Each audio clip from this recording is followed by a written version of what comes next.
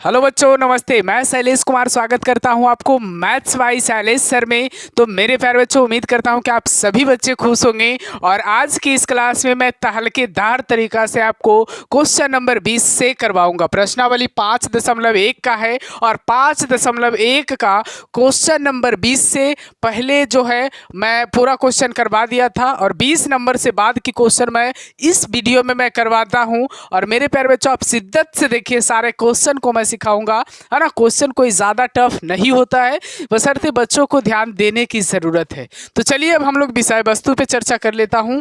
तो देखिएगा मेरे प्यारे बच्चों, 20 नंबर में है, करा क्या फलन x बराबर x square minus sine x plus 5 द्वारा जो परिभाषित फलन है वो x बराबर पाई पर क्या ये संतत है या संतत नहीं है।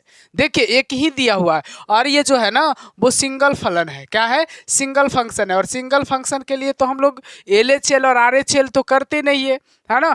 इसके लिए हम लोग कर क्या लेंगे कि x बराबर पाई रख लेंगे और उस पर चेक कर लेंगे क्या इसका मान। सिंगल फंक्शन वाले में हम लोग बताए थे फर्स्ट टाइम कि अगर सिंगल फंक्शन आता है तो उसमें देखना है कि उसका जो मान है वो हमारा अचर आ रहा है या नहीं, यानी कि कांस्टेंट आ रहा है या नहीं। अगर कांस्टेंट है तो वो फलन सतत होगा, अगर कांस्टेंट नहीं है तो वो फलन सतत नहीं होगा। तो देखते हैं कि ये फलन सतत है या फिर ये फलन सतत नहीं है। चलिए हम लोग देखते हैं इस पे। तो मेरे प्यारे बच्चों, हम लोग किस पे चेक करेंगे? x बराबर पाई पर।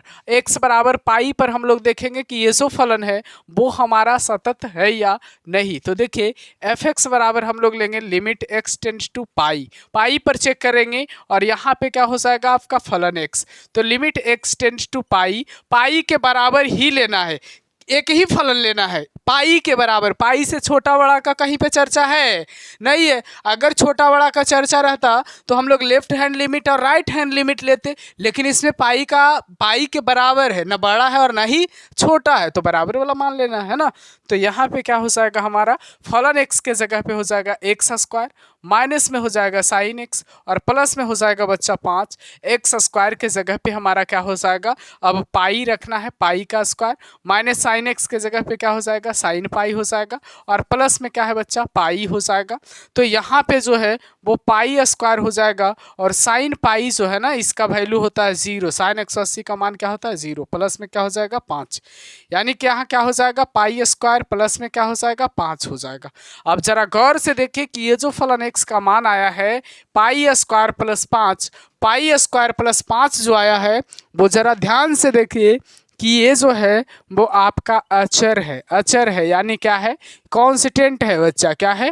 कांस्टेंट है। और हम एक बात आपको बताए थे ना कि कभी भी अगर फंक्शन का मान कांस्टेंट आता है तो वो फंक्शन जो होगा वो सतत होगा, वो फलन जो है वो क्या होगा? सतत होगा।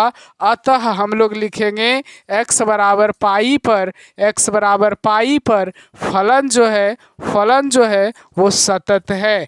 x बराबर पाई पर फलन जो है वो सतत है। तो उम्मीद करता हूँ आप सभी बच्चों से, मैं आशा करता हूँ आप सभी बच्चों से कि ये जो मैं बताया वो आपको बिल्कुल समझ में आया, है ना। अगर आया तो कमेंट में ज़रा लिख दीजिएगा कि बिल्कुल सर आया। तो चलिए अब हम लोग क्वेश्चन नंबर 20 के बाद 21 पर चर्चा कर लेते हैं। आपके सामने क्वेश्चन नंबर 21 है, और क्वेश्चन नंबर 21 जो है वो बिल्कुल आसान है। अब कई बच्चों को ये भी बनाने में परेशानी होती है, लेकिन अब परेशानी नहीं होगी। देखिएगा, समझने की चीज़ है। फलन x बराबर क्या है? साइन x, और प्लस में क्या है? कॉस x है। इसको हम लोग आसान सिंगल फंक्शन बना लेते हैं। आसान मतलब जिसे देखने के बाद लगेगा कि नहीं बिल्कुल ये जो सिंगल फंक्शन है अगर इस पर कोई मान रखाएगा ना तो वो अचर आएगा। जरा सा देखिए, आसान करने का इसको हम लोग प्रयास करते हैं। आसान करने के लिए मेरे प्यारे बच्चों करना इसमें क्या है पता है? आपको करना होगा फलन x बराबर, इसमें जो है √2 से एक बार गुना कर दीजिए, और इसमें √2 से एक बार भागा कर दीजिए। क्या बच जाएगा? साइन x प्लस क्या हो जाएगा यहाँ कॉस x हो जाएगा। क्या किसी बच्चे को आपत्ति है कि जब मैं √2 से भागा दिया या गुना किया तो उसी से मैं भागा दे दिया, और जब भागा दिया तो उसका भागफल 1 होगा? किसी बच्चे को आपत्ति है तो बताइए। किसी को आपत्ति नहीं होना चाहिए, क्योंकि मैं जितना से भागा दिया हूँ उतना से गुना भी किया हूँ, और वो दोनों जो है वो आपस में कटेगा, और जब कटेगा तो मामला खत्म होगा, और जब मामला खत्म होगा तो फिर यहाँ से मामला बढ़ेगा। तो देखिए मामला कैसे बढ़ता है। आप लोग को मैं मामला सिखाता हूँ कि कैसे बढ़ता है और कैसे घटता है। देखिए √2 जैसे है वैसे रह जाएगा, उसमें करना क्या है कि साइन x जैसे है वैसे हो जाएगा। इस 1/√2 का मल्टीप्लाई इसमें कर दीजिए, फिर यहाँ पे cos x हो जाएगा और 1/√2 का मल्टीप्लाई यहाँ कर दीजिए, है ना। तो अब आपके पास क्या बचा, √2 बचा। आपके पास क्या बचा, √2 बचा बच्चा। तो यहाँ पे देखिएगा, यहाँ आपका क्या है, साइन x है, यहाँ क्या है, साइन x है। और ये जो है 1/√2, वो साइन कितना डिग्री का मान 1/√2 होता है, तो साइन 45 डिग्री का मान 1/√2 होता है, या cos 45 डिग्री का मान 1/√2 होता है। हालांकि यहाँ साइन 45 डिग्री का भी मान 1/√2 होता है और cos 45 डिग्री का भी मान 1/√2 होता है, लेकिन यहाँ लिखेंगे हम लोग cos 45 को हम लोग π/4 लिखते हैं। अब यहाँ है cos x, अब यहाँ साइन 45 का भी मान 1/√2 होता है और cos 45 का भी मान 1/√2 होता है, लेकिन यहाँ हम लोग लिखेंगे साइन π/4। साइन क्या लिखेंगे, π/4।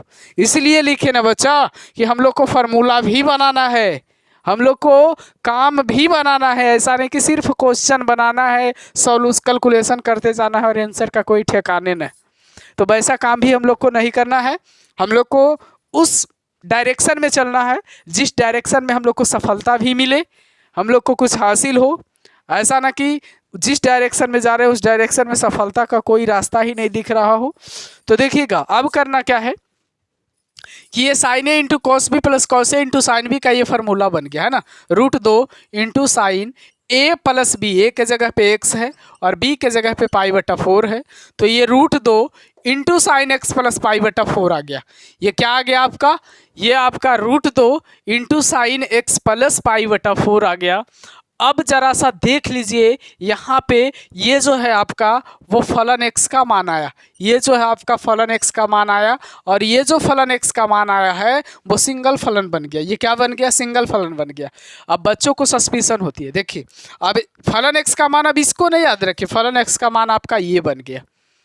अब जरा सा गौर से देखिए कि यहाँ x के जगह पे अगर कोई भी कांस्टेंट आता है, कोई भी कांस्टेंट आता है, तो वो कांस्टेंट अगर इसके साथ जुड़ता है तो साइन और कोई कांस्टेंट संख्या का मान जो है वो किसी न किसी अंक में आएगा, न कि वो वेरिएबल में आएगा कि नहीं अंक में। भले ही 0.2 ना आ जाए, 0.3 आ जाए, 0.10 आ जाए, 55 आ जाए, 20 आ जाए, चाहे जो कुछ भी आए वो संख्यात्मक मान आएगा। और यहाँ आपका संख्यात्मक मान है, तो देख लीजिए यहाँ करेंगे क्या, मान लिया जाए कि x बराबर हम लोग a पर ले लेते हैं, x बराबर a पर ले लेते हैं और a जो है वो पूरा बिलोंग्स किससे कर रहा है, रियल नंबर से। और कोई रियल नंबर अगर यहाँ पे रखते हैं तो यहाँ हम लोगों को क्या प्राप्त होता है, कांस्टेंट प्राप्त होता है, यानी फलन x बराबर √2 हो जाएगा और साइन यहाँ पे बच्चा क्या हो जाएगा, x के जगह पे क्या हो जाएगा, a प्लस क्या हो जाएगा, π/4 हो जाएगा, साइन a प्लस π/4। और जब साइन a प्लस π/4 होगा ना तो ये कांस्टेंट है और ये भी कांस्टेंट है, दोनों जुट करके कांस्टेंट का निर्माण करेगा। और साइन के आगे कोई कांस्टेंट अगर रहता है तो वो जो प्राप्त होगा फलन x का मान वो हमारा क्या हो जाएगा, आपका हमारा जो फलन x का मान प्राप्त होगा वो अचर होगा यानी कांस्टेंट होगा। और जब फलन x का मान कांस्टेंट आता है तो हम लोग लिखेंगे कि अतः फलन सतत है। अतः फलन क्या है बच्चा, सतत है, क्योंकि इसका जो मान है वो हमें दिखाई दे रहा है कि इसका जो मान है वो कांस्टेंट आएगा और कांस्टेंट फलन का जो मान होता है वो क्या होता है, सतत होता है। कांस्टेंट फलन का जो ग्राफ होता है वो हमेशा सतत होता है, कंटिन्यूअस होता है ना। तो आपको ध्यान होना चाहिए, तो सभी बच्चों को ध्यान होना चाहिए, सभी बच्चों को ध्यान देने की ज़रूरत है। अगर आप बच्चों ध्यान देते हैं तो आप गर्दा मचाइएगा, ये हमसे आप हम पे उम्मीद रखिए, है ना। मैं जो भी कंटेंट आपको दे रहा हूं मेरे प्यारे बच्चों बिल्कुल परफेक्ट कंटेंट है। अगर इस कंटेंट पे आप चलते हैं तो आप बहुत बड़ा मुकाम को हासिल कर सकते हो।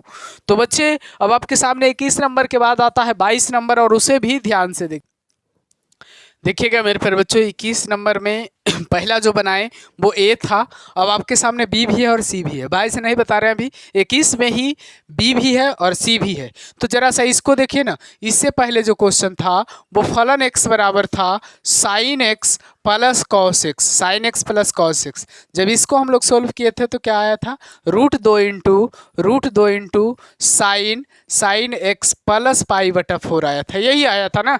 जस्ट लाइक वही क्रिया इसमें भी करना है बच्चा, इसमें भी करना है। और इसमें जो फलन एक्स का मान आएगा आपका वो रूट 2 और इंटू में क्या आएगा आपका, इंटू में आपका आ जाएगा साइन, इंटू में आपका आ जाएगा साइन एक्स माइनस पाई बटा 4 आ जाएगा, है ना। फलन एक्स का मान ये आ जाएगा। अब इस पर आप लोगों के लिए मैं HW दे देता हूँ, इस पर आप लोग बना करके चेक कर लीजिएगा कि फलन सतत होगा या सतत नहीं होगा। हालांकि सतत होगा लेकिन कैलकुलेशन आप कर लीजिएगा, आपके लिए मैं छोड़ दे रहा हूँ, है ना। आप कहिएगा कि सर आप ही सब चीज़ बनाते हैं, हमारे लिए तो छोड़ते नहीं है, तो आपके लिए भी छोड़ देते हैं। कौन सी बड़ी बात है, आप मेरे भाई हैं, आप बना सकते हैं, है ना। तो अब आपके सामने फलन एक्स बराबर sine x into cos x आ जाता है, गुना वाला बात आ जाता है। इसे भी सिंगल फंक्शन बना लेते हैं, देखिए कैसे। फलन एक्स बराबर आपका है साइन एक्स है, इसको 2 से गुना और 2 से भागा करो, तब जा करके बनेगा साइन एक्स इंटू क्या हो जाएगा, कॉस एक्स हो जाएगा, है ना। तो फलन एक्स बराबर, एक बात आते रखिए कि 2 into sign x into cos x बराबर क्या होता है, sin 2x होता है। तो यहाँ क्या हो जाएगा, 1/2 जैसे है वैसे हो जाएगा, ये 2 सामने वाला इसमें गुना होगा तो ये क्या हो जाएगा, sin 2x हो जाएगा। यानी फलन एक्स का मान जो आया वो 1/2 sin 2x आया। इसके जगह पे अब हम लोग कोई कांस्टेंट, x के जगह पे कोई कांस्टेंट अगर रखते हैं तो साइन के आगे कांस्टेंट ही आ जाएगा, साइन के आगे ए। बच्चा लोग बड़ा बदमाश होता है यार, अभी एक बच्चा गिरने वाला था इसलिए हम लोग को बोलना पड़ा। तो देखो यहाँ पे 1/2 इंटू क्या है, sin 2x है। तो sin 2x से बच्चा, तो यहाँ पे x के जगह पे अगर कुछ भी मान रखते हैं ना, x के जगह पे अगर कुछ भी मान रखते हैं तो कांस्टेंट ही आएगा, है ना। तो कांस्टेंट आएगा, तो कांस्टेंट तो हमें सतत प्राप्त करवाता है ना। तो यहाँ पे हम लोग मान लिया जाए x बराबर c पर लिख देते हैं, c का मतलब कांस्टेंट होता है ना। c मानो या ये मानो, कोई कांस्टेंट मानो, और ये जो c है ना वो बिलोंग कर रहा है रियल नंबर से। किससे बिलोंग कर रहा है, रियल नंबर से, है ना। तो यहाँ पे फलन x बराबर हमारा क्या है, 1/2 है। तो फलन x बराबर क्या है हमारा, 1/2 है। और बराबर के लिए हम लोग चेक करें, है ना। तो लिमिट x टेंड्स टू क्या कर लेंगे, c कर लेंगे, और यहाँ फलन x हो जाएगा। और यहाँ पे बच्चा लिमिट x टेंड्स टू क्या हो जाएगा, c हो जाएगा, और c हो जाएगा। और फलन x के जगह पे पता है c के लिए बस ये फंक्शन हो जाएगा 1/2, और इंटू में क्या हो जाएगा, sin 2x होगा, sin 2x होगा। तो यहाँ पे 1/2 इंटू साइन 2 इंटू क्या हो जाएगा, c, और साइन 2c भी एक कांस्टेंट प्राप्त होगा। यानी इसका पूरा रिजल्ट जो हम लोगों को प्राप्त होगा वो कांस्टेंट होगा, अचर होगा। क्या होगा, कांस्टेंट होगा, अचर होगा। अतः हम लोग कह सकते हैं कि ये भी फलन जो है, अतः यह भी फलन जो है, अतः फलन सतत है। अतः फलन क्या है, सतत है। उम्मीद करता हूँ आप प्यारे लाडलो बच्चों सभी को समझ में आया होगा, ये हमारा आशा है, विश्वास है आपसे। तो ज़रूर आपको समझ में आया होगा। जब हम मेहनत कर रहे हैं तो आपको भी मेहनत करना है, और हमारी मेहनत बेकार ना जाए, है ना। सभी बच्चों मेहनत करके रंग लाइए, तभी हमको पता चलेगा कि हमारी मेहनत बेकार नहीं गया है। तो यहाँ पे देखिएगा मेरे प्यारे बच्चों, क्वेश्चन नंबर 22 बच्चा बिल्कुल मज़ेदार सवाल है और एग्जाम में भी पूछा जाता है। तो सभी बच्चों इसे ध्यान से देखिए, और इसमें कुछ सीखने जैसी चीज़ है। अब कई बच्चे तो भूल चुके होंगे क्योंकि 11th का मैथ्स का वो क्रिटिकल चीज़ का प्रयोग होगा। ऐसा नहीं कि 11th के मैथ में जनरल चीज़ का इसमें प्रयोग होगा। क्रिटिकल का मतलब समझ रहे हो, टीचर भी उसे बताए होंगे लेकिन उतना आपको ख्याल नहीं होगा। तो चलिए हम आपको अभी ख्याल भी करवाता हूँ और समझाता भी हूँ। तो मेरे प्यारे बच्चों आप समझने का भी प्रयास करिएगा। देखिए कोसाइन है, कोसेकेंट है, सेकेंट है और कॉटेंजेंट है। फलनों के सातत्य पर विचार कीजिए। फलनों के सातत्य पर क्या करना बच्चा, विचार करना। चलिए देखिए हम लोग यहाँ पे हल करेंगे, और सबसे पहले हल हम लोग कोसाइन के लिए करेंगे। यहाँ पे क्या लिखा हुआ है, कोसाइन, और कोसाइन के मतलब क्या होता है, कॉस, है ना। कोसाइन के मतलब क्या होता है बच्चा, कॉस। अब हम लोग जो है ये कोसाइन के लिए बता रहा है कि फलन सतत है, तो हम लोग फलन x बराबर जो मानेंगे वो कोसाइन के लिए मानेंगे। तो कोसाइन के लिए जो है वो फलन x के लिए मान रहे हैं ना, तो कॉस के आगे हम लोग को क्या लगाना होगा, x लगाना होगा। अगर फलन y बराबर मानते तो कॉस के आगे y लगाना होता, अगर फलन z बराबर मानते तो कॉस के आगे z लगाना होता, है ना। तो यहाँ फलन x बराबर क्या है बच्चा, कॉस x है। जरा सा गौर से देखिए, मैं आपको सिखा दूंगा, पक्का सिखा दूंगा, वादा के साथ सिखाऊंगा। तो जरा सा देखिएगा यहाँ पे, अगर x के जगह पे कोई भी c लिखा जाए, मतलब x के जगह पे कोई भी कांस्टेंट लिया जाए, अगर x के जगह पे कोई भी कांस्टेंट लिया जाए तो फलन x का जो मान होगा, क्योंकि ये सिंगल फंक्शन है, फलन x का जो मान होगा वो क्या हो जाएगा, cos c हो जाएगा। और जब cos c होगा यानी cos के आगे कोई कांस्टेंट रहेगा तो उसका रिजल्ट भी कोई कांस्टेंट मान ही आएगा। इस पर भी आपको विचार करना है, यानी इसका रिजल्ट पता है क्या आएगा, कांस्टेंट ही आएगा। कांस्टेंट आएगा मतलब क्या आएगा, अचर आएगा। अतः हम लोग कहेंगे बच्चा, अतः फलन जो है वो आपका क्या है, यह सतत है। अतः फलन क्या है, सतत है। ये तो पहला आपका हो गया, ये आपका क्या हो गया, पहला हो गया। अब आपके सामने हम दूसरा बताते हैं।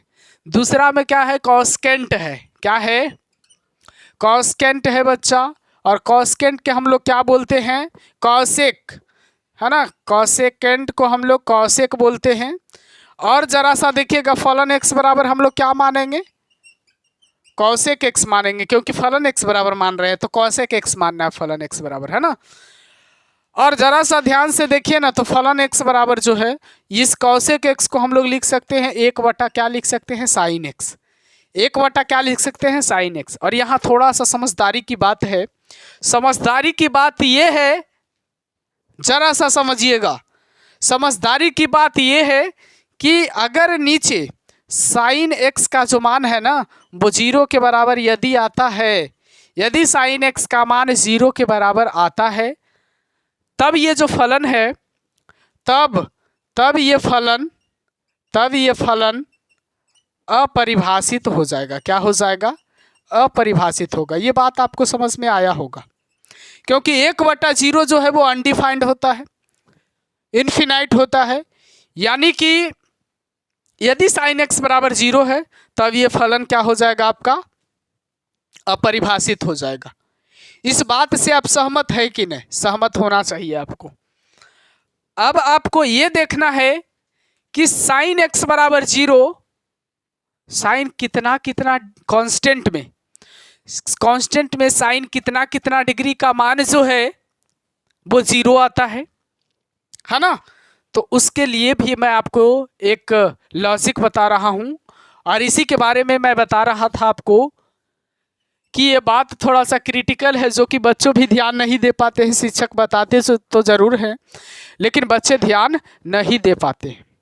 तो देखिएगा कि अगर x बराबर n पाई रहेगा, और यहाँ n जो है वो इंटीजर से बिलोंग करेगा, पूर्णांक से बिलोंग करेगा, यानी अगर x बराबर n पाई होगा ना, तो इस कंडीशन में जो है वो सभी डिग्री का मान, इस कंडीशन में सभी डिग्री का मान जो है साइन में वो क्या हो जाएगा, 0 हो जाएगा। चाहे तो n के जगह पे आप 0 रख दीजिए तो 0 हो जाएगा, 1 रख दीजिएगा तो पाई हो जाएगा, और 2 रख दीजिएगा तो देखिए इस पर समझना आपको, अगर 0 रखते हैं तो 0 हो जाएगा, 1 रखते हैं तो पाई हो जाएगा, तो इसका मान 0 तो इसका भी मान आपका 0 हो जाएगा 180 का।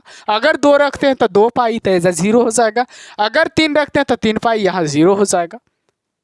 यानी कि x बराबर अगर n पाई लेते हैं तो साइन का हर एक वैल्यू 0 के बराबर आएगा। इसलिए हम लोग यहाँ x बराबर क्या लिए हैं, n पाई।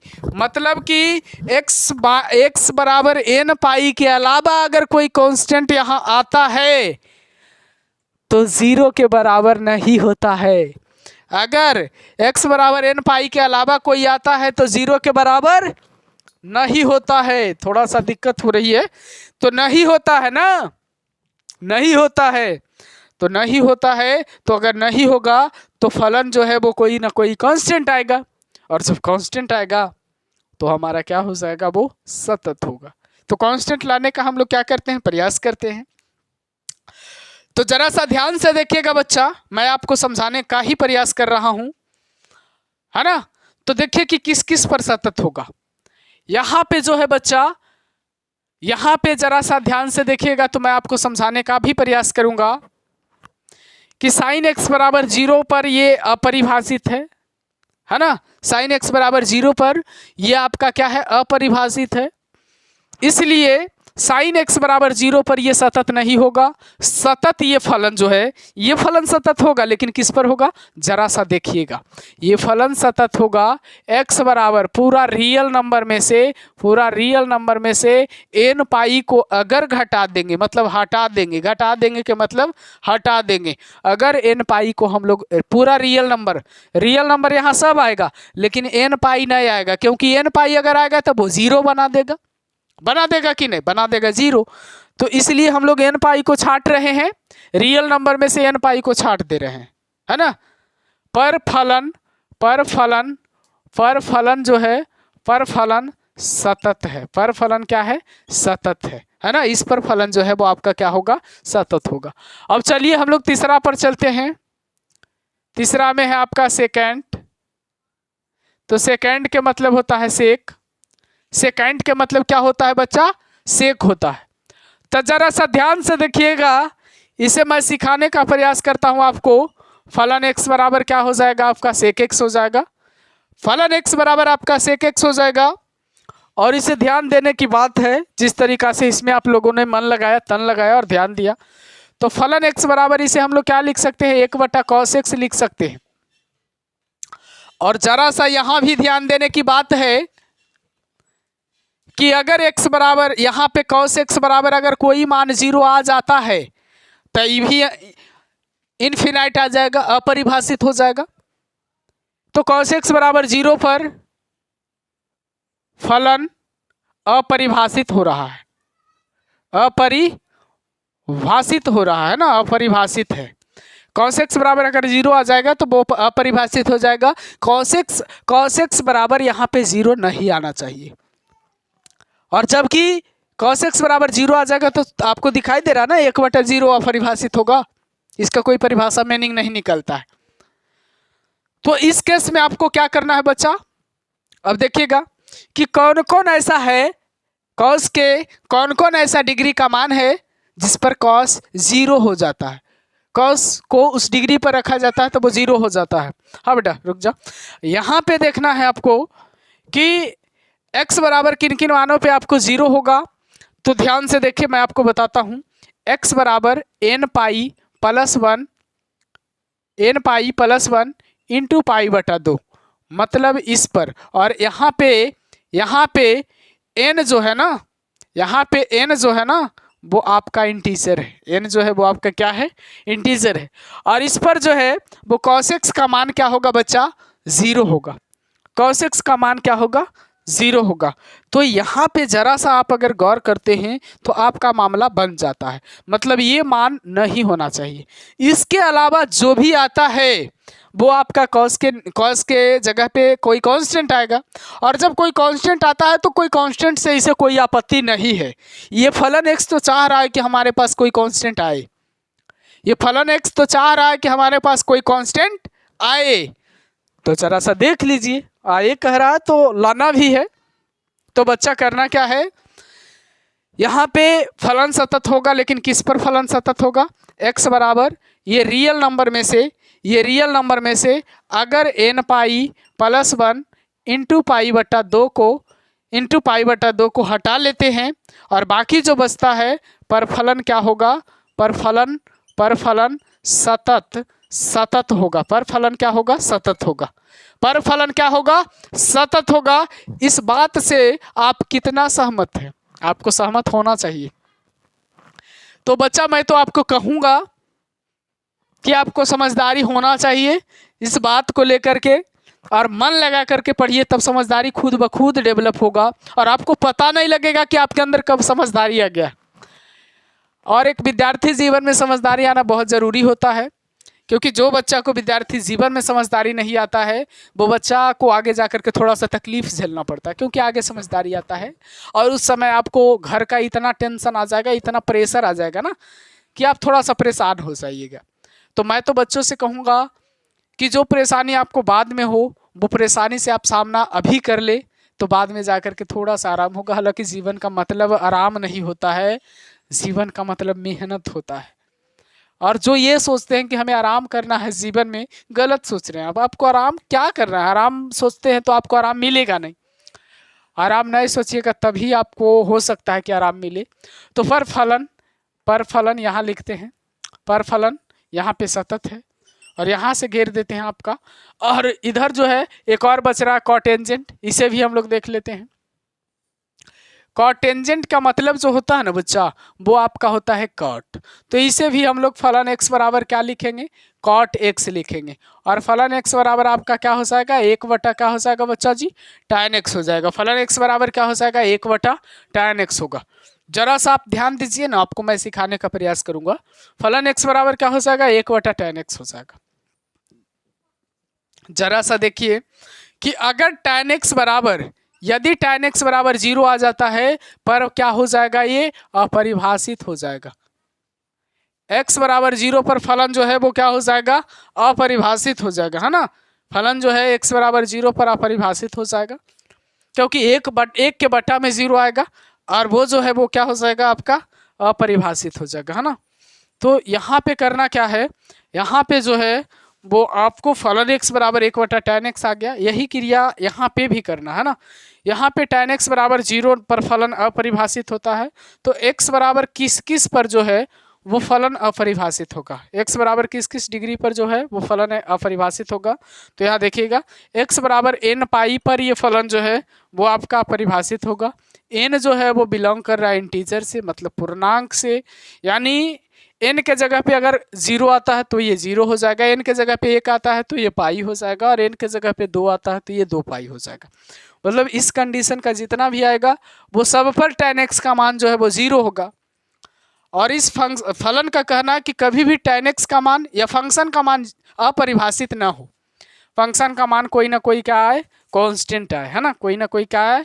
कांस्टेंट आए। जबकि यहाँ पे x बराबर n पाई पे फलन का मान जो है वो अपरिभाषित आ रहा, अपरिभाषित नहीं आना चाहिए। तो इसको छांट देंगे, जो अपरिभाषित आ रहा है उसको क्या करेंगे? छांट देंगे। कैसे छांटेंगे बच्चा? हम लोग लिखेंगे कि x बराबर जो रियल नंबर है ना, उसमें से n पाई का जितना भी सदस्य है वो सबको हटा देंगे, तब जो है वो 0 नहीं आने वाला, यहाँ 0 नहीं आना चाहिए सिर्फ, है ना। तो 0 नहीं आने वाला हो जाएगा। रियल नंबर में से हम लोग को क्या हटा देना है? n पाई को हटा देना।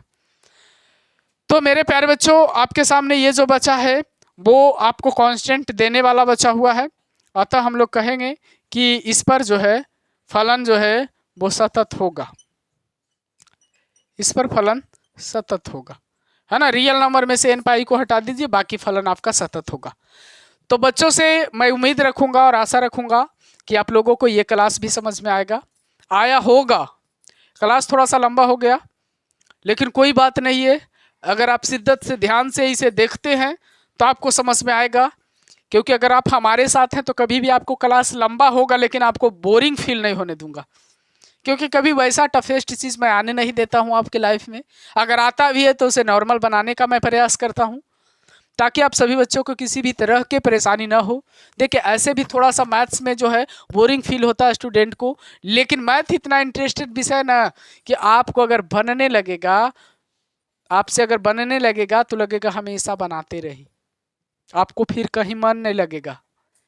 रिश्तेदारों के यहाँ अगर आपको जाने का मन करता होगा, अगर आपसे मैथ बनने लगेगा तो मैथ ऐसा रिश्तेदार है कि सब रिश्तेदार से बेहतर रिश्तेदार है, और इसके अंदर अट्रैक्शन का भाव है। इसके अंदर इतना अट्रैक्शन है कि वो बढ़िया बढ़िया रिश्तेदार को छोड़वा देगा। मतलब इसके अंदर जो प्रेम करने का क्वालिटी है वो सबसे अलग है, सबसे हट के है। अब कहिएगा कि मैं आपको ये कैसे बता रहा हूँ, तो मेरे अंदर अनुभव है और इस मैथ से हमें इतना लगाव है, इतना प्रेम है कि इसके बिना 1 घंटा गुजारना हमारे लिए थोड़ा मुश्किल हो जाता है, मन नहीं लगता इसके बिना। मतलब कि अगर हमारे जीवन से मैथ्स को हटा दिया जाए किसी कारण बस, अगर डॉक्टर ही अगर बोल दे कि आपको मैथ नहीं पढ़ना क्योंकि मैथ में थोड़ा ज़्यादा दिमाग लगाना पड़ता है, तो समझ जाइए कि बहुत ज़्यादा दिन तक हम लोग जिंदा नहीं रह पाएंगे।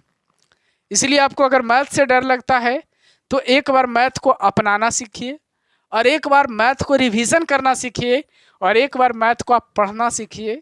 इतना दिल लग जाएगा ना, इतना कि आपको दुनियादारी से मतलब ही नहीं रहेगा।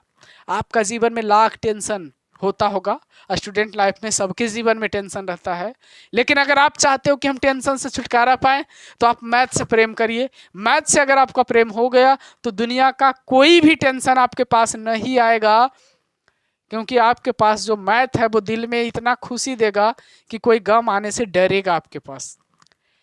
तो बच्चों आप जरूर पढ़िए, मन लगा करके पढ़िए। अगर आपको मैथ से डर लगता है तो हमारे साथ रोज जुड़िए, आपको मैथ हल्का लगेगा और मैं हल्का बनाने का प्रयास करूंगा आपके लिए। हर रोज मैं थोड़ा थोड़ा प्रयास करूंगा कि मैं आपको इजी वे में दूं। तो बाय बाय बच्चों, फिर मिलते हैं अगले वीडियो में। जब तक के लिए आप लोग मस्त रहिए, स्वस्थ रहिए, परिवार के साथ हंसते खेलते रहिए और मन लगा करके पढ़ाई करिए। धन्यवाद।